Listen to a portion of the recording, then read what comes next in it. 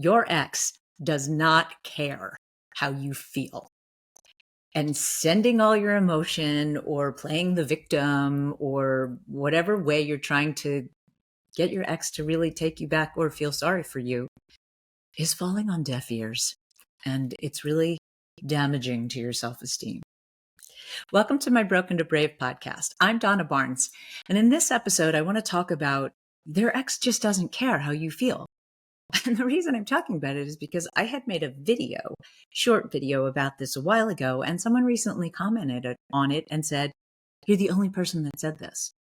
So I thought it was really worth talking about deeper because, look, the first stage of grief is denial and then bargaining, right? So most people really do think they have valid reasons of something they need to tell their ex or reach out to their ex or to plead their case to their ex about how you thought the relationship was really good. But as a relationship coach for more than 18 years now, I can't even tell you how many people have said to me, "She wrote me this book about why she thought we worked," when clearly I didn't think it worked. That's why I broke up with her, right? So that's exactly my point. Usually someone breaks up out of a loving relationship, and especially if it was sudden and it feels really just out of left field and you're just left baffled going, wait, no, I know you love me. I know you love me. And you're trying to plead that case. Here's what you need to know. That's probably anxiety driven. And all of your emotion that you're trying to send at it is making it worse and is making him or her feel like they just need to get farther and farther away from you. So ignorance is bliss and less is more when it comes to what your ex is doing or how you're communicating. Because especially if you're playing the victim, far too often people play the victim like they, and actually, unfortunately, I think a lot of people consider suicide and then therefore tell their ex that they're considering suicide. And the really tragic statistic about suicide is if someone's really thinking about taking their own life, they don't tell anybody because they don't want anybody to stop them. However, I find when you're going through a breakup, it's a common, really manipulation tactic to tell your ex that you don't want to live anymore, to get them to want to rescue you, right? You're the victim and you need rescuing. But I promise you all it's doing is damaging your image in your ex's eyes. It's making you look weak and certainly not attractive, which if there's anything at all that you're feeling really passionate that you need to send to your ex, as far as your emotions, it's going to fall on deaf ears.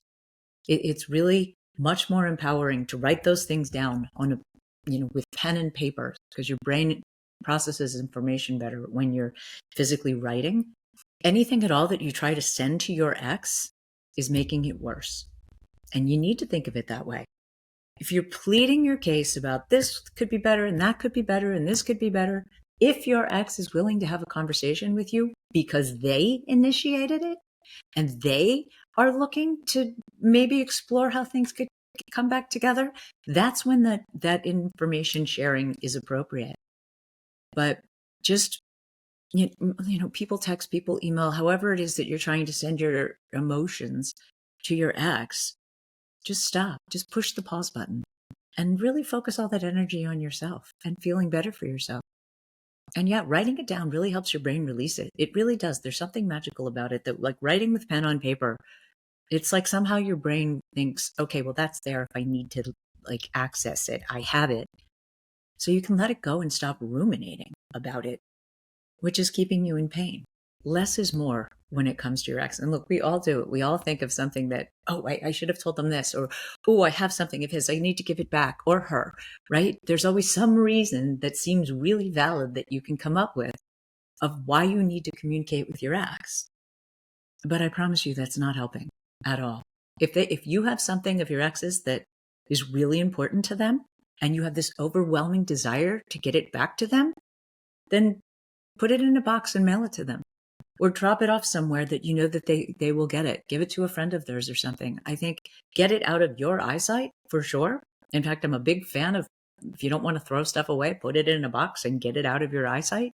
Try not to interact with your ex. And if you're really honest with yourself, if there's something that you feel like you really need to interact with your ex about, ask yourself, what is it that I'm really trying to get here? Because if you're really honest with yourself, what you're really trying to get is them to be interested in at least having a conversation with you about trying again. And that's usually not what happens just because you reach out. And here's the thing too, hope is a really damaging emotion when it comes to wanting a relationship back, right? You can be hopeful about all sorts of things in your life that are good for you, but hoping to get your ex back will keep you in limbo for a really long time. And limbo sucks, right? Because you can't control it, right? You're desperately wanting something that you cannot control.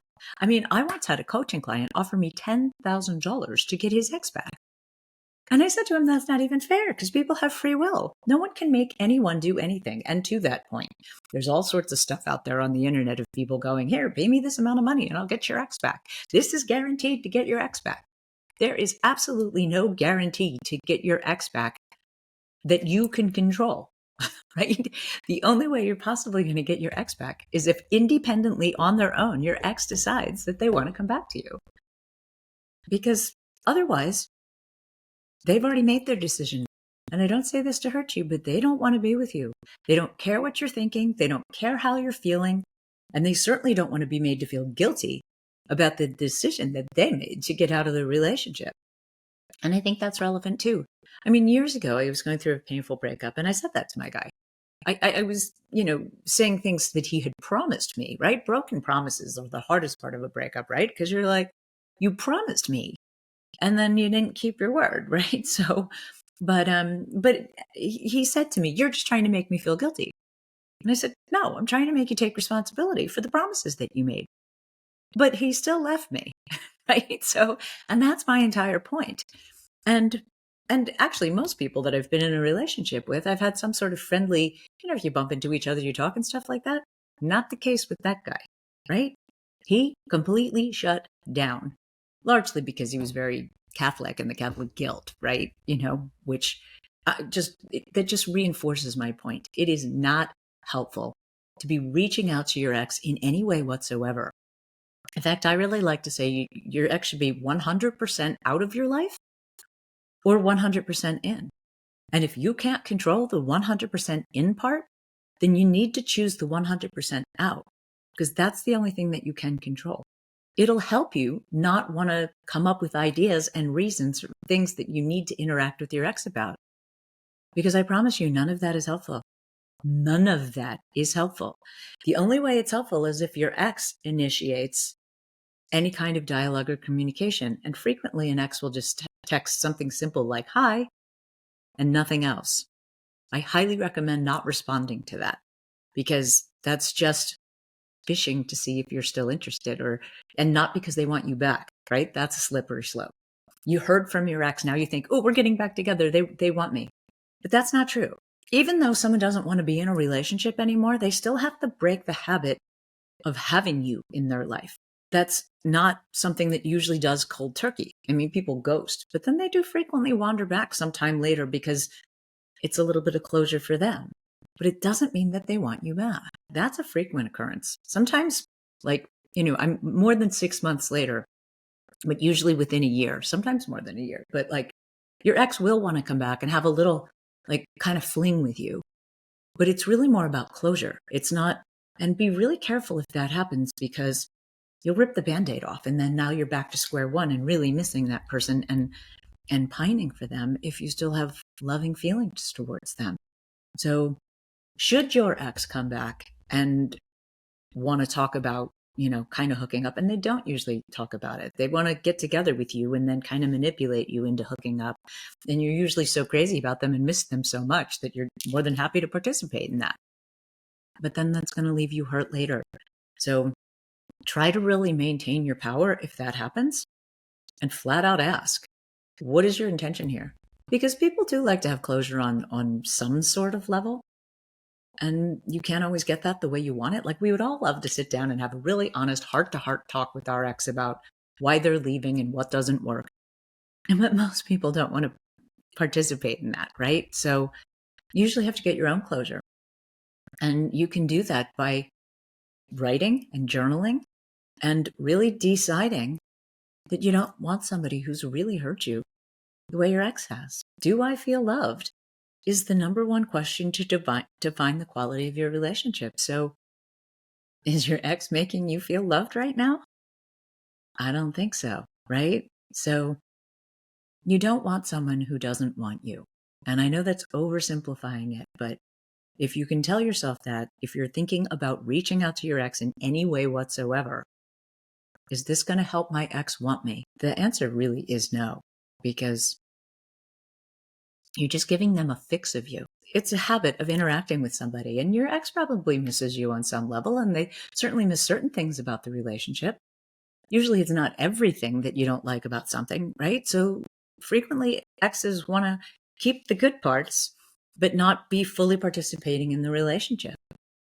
And unfortunately, if you're crazy in love with that person, you usually allow them to really make you a doormat in whatever version of them in your life they allow you, because you're just so crazy about them. You're just so happy to have them in your life at all.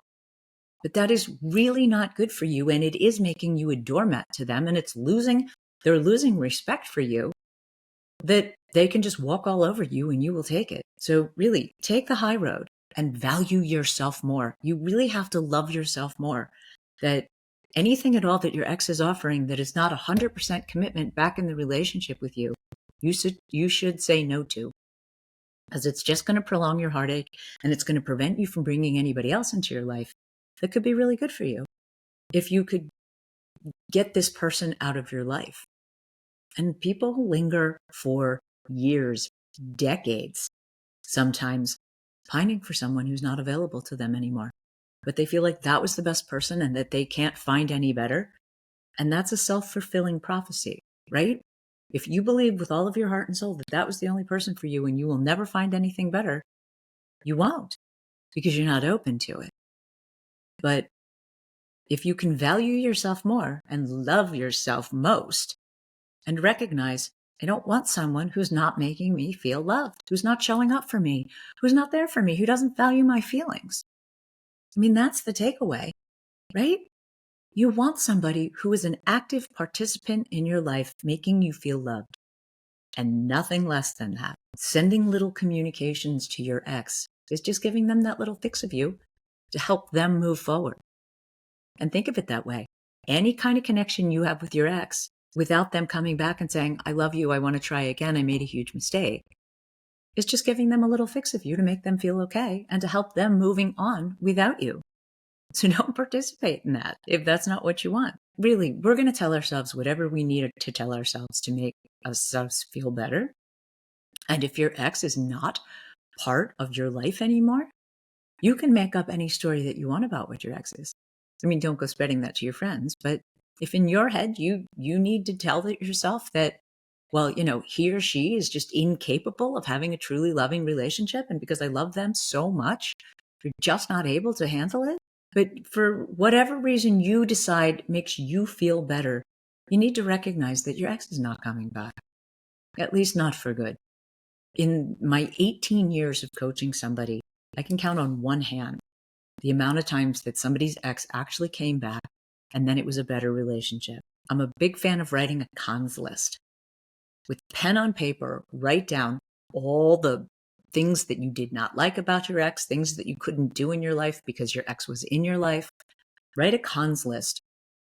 Forget the pros. You know the pros, right? You're probably running that mental highlight reel of all the pros, which, by the way, stop doing that. It is really not helpful to you. It's like talking about ripping the Band-Aid off. You run that mental highlight reel, and then you get snapped back to reality when you're not running that mental highlight reel. And your ex isn't part of your life, which is hurting you all over again. And that self-fulfilling prophecy of it's a little bit of an addiction, right? Those feelings, those memories of all the good things feels good. That's why you think about it. But then when you're forced to be participating in reality, the pain of your ex not being with you anymore is really prevalent. Think about that and write down all the things with pen on paper that you really didn't like about your ex. I guarantee you there's things. And if you thought that person was absolutely perfect, I promise you they weren't, because perfect doesn't exist.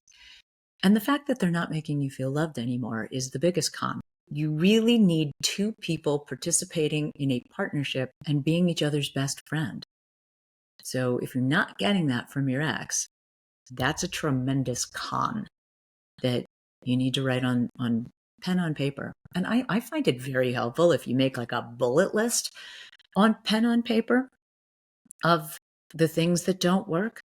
And then, yeah, if you write a pen on paper, if you want to copy it to a computer document, and then hang it up as like a vision board somewhere above your desk or above your bed or in your bathroom or wherever you think you will see it most, of all the things that you don't like about your ex or that didn't work about the relationship. And when you feel like you're missing your ex, go back and read that cons list again. It'll help keep your thoughts going in the right direction. Your thoughts create your feelings.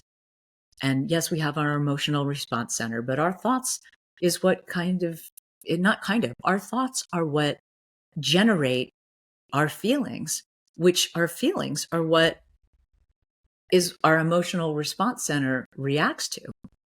Right? Because I had this conversation with somebody years ago. They said, well, if your thoughts create your feelings, what about your emotional response center that punched in the gut feeling that you just, right? That is all connected to your thoughts. And that doesn't change overnight. That's not something that you can just say, okay, yeah, I don't think that anymore. But if you really get to a point, it's acceptance, right? It's acceptance in the grief process that when you get to acceptance, it's not going to punch you in the gut anymore, right? So that's exactly what I mean, that your thoughts create your feelings, which will eventually develop your emotional response center to not give you that punched in the gut feeling anymore without getting completely off topic. Your ex just doesn't care, right? No matter what you think, oh, I need to tell her this or him this, I need to reach out, I need to communicate. No, you don't. Push the pause button and write it out. I can't say that enough. Write it out. I think it'll help you get it off of your mind and help you release it. But don't send it. I know so many clients, friends, people in my life, I've been guilty of this too. Can't sleep and you're up and you start writing an email to write down your thoughts and then you send it to your ex, which is usually not helpful. Right? Depending on, especially if you were nasty. If you're going to do that at all, make sure you're not nasty, because that is not going to help your case if you're trying to get your ex back. Your ex left you because there was something about it that was uncomfortable for them, that wasn't working for them. They are trying to move on. So any communication from you is going to give them that little fix of you, which is helping them move on. So if that's not what you want, stop reaching out to your ex. So if you're really struggling to get through a breakup, I am available for coaching. I'm a breakup coach, and largely because I've had enough of my own breakups, and I've been coaching people through a really long time now. I also created an online course that is very helpful in getting through a breakup. There's a link in the comments in the description below for my online course, which I created when I was going through a breakup. So in real time, I was making videos about what would be helpful as I was going through that stuff myself for, the fifth or sixth time, unfortunately, right? So part of the reason I'm really good at helping people through breakups is because I've had several really painful ones of my own. So if you want somebody to talk to, the link is in the description below. So thanks for watching. And I always look forward to your comments or your questions. And I'll see you in my next podcast.